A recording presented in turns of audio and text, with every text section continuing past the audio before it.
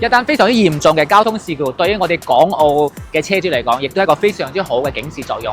呢架車佢就係得個第三者，係冇全保嘅，所以話呢架車全部都要承自己。頭蓋、前槓、前動軸、前橋全部變晒形，水箱爆埋，連埋發動機都移埋位。假如響大陸整嘅話，我哋以拆車件同埋品牌件為主去整，都要成4萬蚊。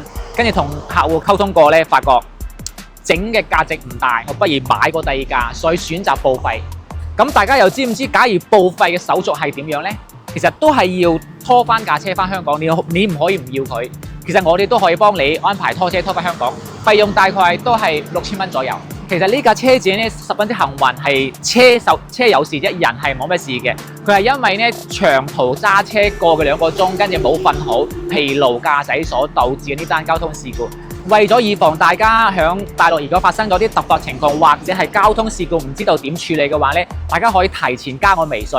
萬一發生咗類似嘅交通事故呢，點報交警啦，點拖車啦，點維修咧，都可以私下做諮詢我亦都可以俾到專業意見同埋救援服務大家。整車穩健哥，保證冇甩拖。